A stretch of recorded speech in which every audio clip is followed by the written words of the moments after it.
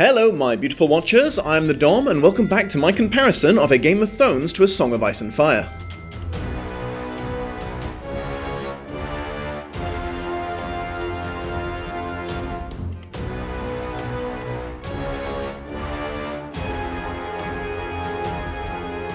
Once again, please remember that I cannot guarantee that this is spoiler safe for later books and seasons of the show. This may be a review of Book 1 and Season 1, but it's all so well connected you never know what's going to be relevant. You have been warned. I've decided that one thing I'm going to do for Game of Thrones is, when the show introduces a new character, I'm going to do a quick comparison of them to their book counterpart in regards to things like physical appearance, behaviour and mannerisms before starting the main episode review. I want to maintain a slight level of separation for this because I've discussed this sort of thing with my beautiful watchers in the past, and we've all agreed that when it comes to casting, it's always better to go with acting talent over physical similarities to the described character, unless their appearance is relevant to the story. I just don't want it to seem like I'm judging the show too harshly for hiring awesome actors who just don't look quite right. First up is Renly Baratheon. He's not terrible, but it's certainly not how I would have envisioned him from his description in the book. Very tall and shockingly handsome, Book Renly just exudes self-confidence. Not afraid to laugh at himself or anyone else, or speak his mind about his big brother the king. I find it hard to believe that Book Renly would ever whine to his lover about not being tough enough and or fainting at the sight of blood. This change might have been because of the abundance of such uber-confident dry-wit characters in the book. I mean, he's basically a nicer Jaime. Making Renly more insecure gives him more of a unique identity. On a positive note, they got that he was always immaculately well-dressed at all times, and the actor looks like he could be related to Robert. Eddard remarks several times that Renly is a dead ringer for Robert when he was much younger and in better shape. Varys, as an adapted character, is pretty good. He's on the fatter side with no hair in the book, and they sort of got his movements right. In the book, he's always so exaggerated and theatrical in everything he says and does. They did leave out his tendency to giggle like a Japanese schoolgirl when amused or trying to annoy someone, and his love of cosplay, which I'll come back to later. The book also mentions that he powders his face, though I'm not entirely sure to what extent. Aidan Gillen was an excellent choice to play Lord Peter Baelish, described in the book as being a very small man with a pointy beard and streaks of grey in his hair. He's less than 30 at the start of the books, but apparently looks much older, so it's hard to say if he's been aged up in the show with everyone else, or is just the product of the shorter average lifespan of a medieval environment. Sir Barristan Selmy of the Kingsguard is another victory for the show, upright and proud and generally regarded to be one of the most badass knights in the realm despite his advancing age. Adaptation issues with this character are mostly story-based and occur much later, so we don't need to worry about him for the time being. Grand Maester Pycelle and his lovely silky beard is also pretty good. He also acts more fragile and witless in the book than he really is to hide his political scheming nature. He is, however, the first of surprisingly many examples of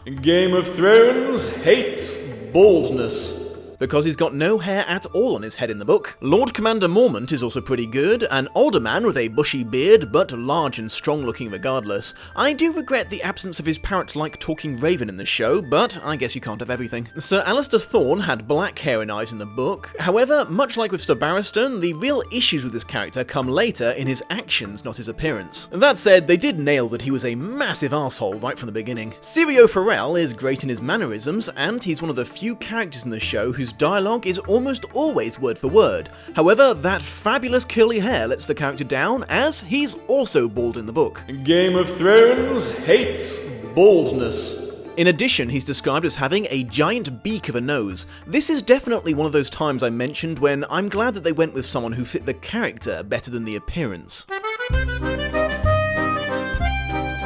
Ned getting called into a small council meeting as soon as he arrives in the Red Keep, where they discuss the fact that Robert has bankrupted the crown and put the millions of gold pieces in debt to the Lannisters and a whole bunch of others too. Also discovering that despite this, the king is demanding they host a massive expensive tourney to celebrate his bromance with Eddard, something that does nothing but horrify Eddard. Bran requesting a scary story from old Nan and getting exactly what he asked for as she talks about the Long Night, a winter that went on for decades and the invasion of the White Walkers from the north. Catelyn and Sir Roderick arriving in King's Landing and getting intercepted by some men in Littlefinger's employ, although we'll have to discuss the timing and the mode of transport in just a bit. Baelish and Varys offer to help with the investigation into Bran's attempted murder, and Littlefinger's claim that the fancy dagger used to belong to him until he lost it to Tyrion betting on Jaime in a tournament. Cersei and Jaime's secret meeting, while not in a Game of Thrones, was described through a memory Jaime has in A Storm of Swords when he becomes a point of view character, so it's technically book accurate accurate, with a few liberties taken with where it took place and what was said. This is where Jaime's belief that he threw Bran out of the window for Cersei comes into question, because she's actually furious at him for doing it. You get the impression, more in the book, but also in the show at first, that both of these people might have had a chance at being a halfway decent person if it wasn't for the other. A mutually bad influence, destructive relationship that hurts them and everyone around them. Jon beating the piss out of the less well-trained recruits at the Watch under the unnecessarily cruel tutelage of Sir Alistair Thorne. His fellow beginners taking a bit of a dislike to him because of this, but most of them coming around when he starts helping them improve instead of just defeating them. Sansa and Arya both being miserable because of the deaths of Lady and Micah. Eddard catching Arya with Needle, but making the surprising decision that she can keep it. Littlefinger bringing Eddard to meet Catelyn in his whorehouse so she can bring him up to speed on the whole "the Lannisters are trying to kill everyone" situation. As I mentioned last time, Viserys' assault on Daenerys for daring to give an order to the Khalasar that also included him, and the resulting whip attack it earned him from a Blood Rider, is out of the original sequence of events, but otherwise plays out fairly close to the book. Jon asking his uncle Benjen to take him ranging, and getting told that no one gets anything they haven't earned yet in the Night's Watch. This is of course hypocritical bullshit, as in both the book and the show, young Rhaemar Royce's high birth meant that he got promoted to a position he really wasn't ready for yet,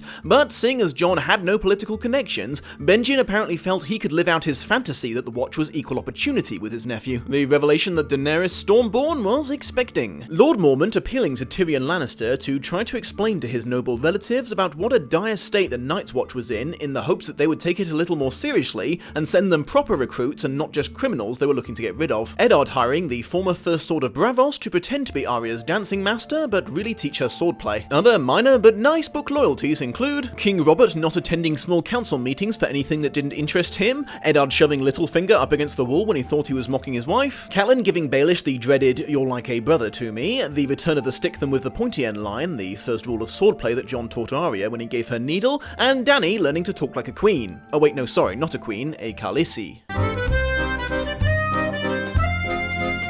In the book, Cat and Sir Roderick actually get to King's Landing before Eddard as they took a galley down the narrow sea, much faster than a huge procession making its way down the King's Road. This has a knock-on effect on the order of events for the rest of the episode. Littlefinger taking Ned to see her occurred after the first council meeting, while he was still exhausted from travel, and a lot of the interactions between him and his daughters you see took place after he met with Catelyn and learned how much danger they were in. Almost certainly a factor in his decision to let Arya keep her sword. Almost all of Littlefinger's backstory about being in love with Catelyn in their youth and getting owned in a duel by Eddard's big brother Brandon is sort of plot dumped in a conversation between Catelyn and Sir Roderick on their boat ride south in the book. The TV show divided it up amongst several cast members' conversations. Ever the cautious man, Book Lord Baelish didn't tell the City Watchmen who Lady Stark was when he sent them to bring her to him, only that she was very important and to be treated with respect. Littlefinger also had her brought to his office in the Red Keep, not a brothel, so while Cat was still irked that he had summoned her like a commoner, she wasn't offended that he had dragged her into a disreputable establishment. As an additional result of this, there were no random boobs in the scene.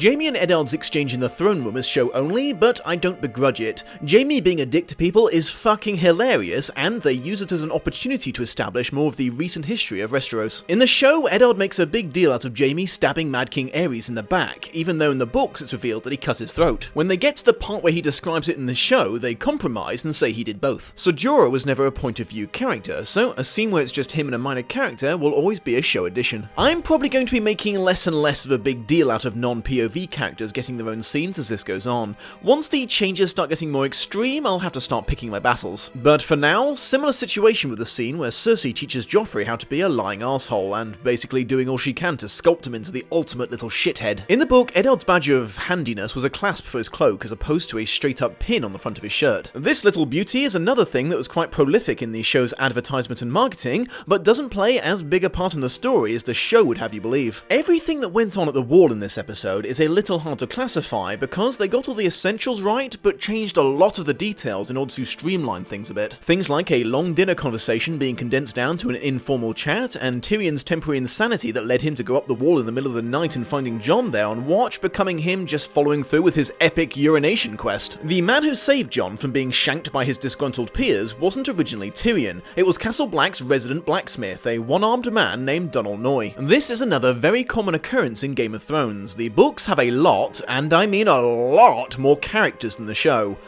a lot. The show constantly either combines several book characters into one, or omits them entirely and reassigns their actions to a more prominent cast member. This is going to become a lot more common and a lot more confusing as we reach later seasons. Noi doesn't just give John the backstory on his fellow recruits, he straight up calls him out for being a bully for using his superior training to humiliate them. Several other Watch recruits that started at the same time as John in the books get this combination and or left out treatment. Also, FYI, Thorne gave all his students mean nicknames in the book, not just Lord Snow. He was at least an equal opportunities dickhead. The rather vulgar metaphor about the king shitting and the hand having to deal with it is changed in both wording and who uses it in the show, but its meaning is still fundamentally the same. The king gets all the fun and glory, and the hand of the king has to do all the hard work. As I mentioned earlier, Viserys being dumb enough to attack the Cull's wife and suffering the consequences was pretty good. However, the one notable difference is it was Daenerys that ordered her brother do the walk of shame, showing her mounting contempt for him much sooner. If the show is sticking to the official George R. R. Martin history of Westeros, then, amusingly, none of the first kills mentioned in Robert's little conversation check out for various reasons. In the show, Littlefinger is uber polite to Eddard no matter what happens or what he does, almost to the point of subtle insolence. In the book, there is nothing subtle about it. His politeness goes out the window as soon as the council meeting is over. Lord Baelish is sassy as fuck to Ned, constantly commenting on him getting old, being slow-witted, and his habit of pointing out the obvious. Eddard himself is made somewhat more well, I guess funny in the show, but not in a cracking jokes kind of way. In the book, he's the one who asks the castle steward to find him a suitable change of clothing before he attends a small council meeting. In the show, it's the steward who suggests that he change, and Ned just gives him this hilarious, "Are you fucking kidding me?" look. This is especially funny to Sean Bean fans because there's a very similar scene in the TV show Sharp, so it just seems like everyone is constantly telling him to dress better. There's other examples of the show adding Eddard-based wit and humour, like when Varys says that they were all praying for Prince Joffrey's recovery, and Ned dryly responds that it's a shame they didn't pray for the murdered butcher's boy, or when he mentions to the Scepter that war was easier for him to handle than daughters. Certainly not a barrel of laughs, I know, but Book Ned is 100% entirely without a shred of humour, even sarcastic humour, an unfailingly grim and grumpy man. Sean Bean's version of him is at least willing to crack a smile every now and again. It's kind of the reverse of Jon Snow now that I think about it, as he was known to be occasionally cheerful in the book, but morose as can be in the show. This episode ended with a hint that Eddard is suffering from some form of PTSD as you hear the sound of battle raging as his face falls while he watches Arya train. If he was suffering from such, it's not explicitly mentioned in the book, but I guess they just wanted something ominous to go out on. Game of Thrones never ends an episode on someone smiling cheerfully. Now that would be a betrayal of the grim as fuck books. Now here's an interesting addition. There is no evidence in a Game of Thrones, a Clash of Kings, a Storm of Swords, a Feast for Crows, or a Dance of Dragons that Mad King Aerys ever once uttered the words, "Burn them all." Yeah, I'm disappointed too. As they changed the method of transportation for Catelyn, they obviously also left out her boat ride south. The galley's captain is nothing but courteous to her, but she suspects he may have informed Varys of their arrival, as he was the only non-loyal person who knew about it. Though, knowing Varys, who can say if that's actually true? They do show that Catelyn's hands are injured in the show, but in the book, as she was cut almost to the bone, it's made very clear that she has heavy, permanent nerve damage, unable to feel some of her fingers and left with limited movement with the rest. A cost that she was unflinchingly willing to pay for Bran's life. What? Just because I don't like her doesn't mean I'm not willing to give credit where credit's due. It never really comes up in the show, so it may or may not have been left out, but amusingly, it's mentioned in the book that Winterfell has central heating. It's built on top of a natural hot spring, and the builders channeled the water up between the walls, heating the castle. This goes away to explaining why it's built in the middle of a field instead of somewhere defensible, like the top of a tall hill or up against a river, like all the other major castles in Westeros. Even though he didn't save him from Gren and the others, Tyrion did take Jon under his wing several times in the book, protecting him from Sir Alistair's hostility by threatening him with his political connections. Their friendship developed to the point that when Jon found out that Bran was going to live, he ran straight to Tyrion and hugged him so hard he picked him up off the floor. Jon ended up apologising to Gren for injuring him during training. When Sir Alistair mocked him for it, Jon made a joke at his expense, earning him the friendship of a lot of the Watch, but an enemy for life in Thorne. Yay, enemies for life! Littlefinger leading Ned to his whorehouse originally involved sneaking through the dungeons of the keep, down a cliff face, and then a ride along the bayfront in the book. Not essential to the story, and possibly omitted because of Sean Bean's famous fear of heights. Now, I might have misinterpreted this, but it seems to me that in the book, Littlefinger was hinting that he had some extreme dirt on Varys, which was why he was okay working with him. Ned mentions in their conversation that Arya is starting to look a lot like his sister Lyanna, as well as act like her. This may have been another factor in him hiring Syrio and letting her keep Needle, so that she wouldn't end up dead like her. This was also the moment that Eddard gave the speech about the lone wolf dying in winter, but the pack surviving, that eventually became part of the trailer for Season 7, now narrated by Sansa. Proving, not for the first time, that he was completely disconnected from reality, Viserys hinted that he might have to teach Drogo a lesson if he didn't hurry up and keep his end of their bargain. Amusingly, Ser Jorah Mormont talks a lot of smack about Viserys after they leave him walking behind them. He's definitely less quietly respectful on the whole in the books. In this case, he was also showing a lot of self-loathing, because if Viserys is pathetic, what does that say about the only knight who follows him? Because, like with almost all other book-to-screen adaptations you lose the internal thoughts of the leads, the show doesn't include references to the Red Door, something that pops into Dany's mind quite often. When she thinks of home, she often thinks of one of the houses she grew up in Braavos with a knight called Sir William Darry, a Targaryen loyalist who transported them out of the Seven Kingdoms during Robert's rebellion and protected them until he died of old age. The house in question has a big red door and, according to her, a lemon tree growing outside the window. When Dany tries to imagine places that she can't remember or has never been to, like Dragonstone or King's Landing, she often thinks of them as having red doors. Incidentally, as this is an adaptation review and not a conspiracy theory review, I don't want to go into this too much, but the lemon tree memory is of great interest to some book readers because, in said books, Braavos, being quite far north, didn't have a climate suitable for lemon trees, so they believe something funny is going on with Dany's memories. Daenerys and all her handmaidens have a bath together at some point. See, there's your fan service, guys. You don't need to add extra random boobs to scenes. Because they became such good friends before parting, during their goodbye on the wall, Jon appeals to Tyrion to find a way to help Bran, which is what led him to help design the saddle that allowed him to ride again. Old Nan gets longer to tell her story in the book, so goes on to mention the ancient first man referred to as the last hero and his quest to find the children of the forest and get their help in fighting the others. In this chapter, Bran remembers that Old Nan, Hodor's grandmother, told him that his real name was Walder, but people kept calling him Hodor after that was all he started being able to say. I'm okay, no, it's fine. It's fine. The Dom's final thoughts. You get just a tiny hint in this episode of the adaptation choices that will eventually consume this show. Characters getting combined or omitted entirely, and long scenes being streamlined to suit an hour's runtime. In this case, it's not really made much of a difference. The loss of a few extra Night Watchmen really isn't worth getting upset over. It is a shame that you don't get the same insights into Daenerys' mind and past in the show like you do in the book, but that really is par the course for when you exchange the written format for a visual one. There's just no easy way around it unless you're willing to commit serious time and dialogue to re-including it. All in all, still no real complaints from me adaptation-wise, but as I said, we got a little sample of things to come.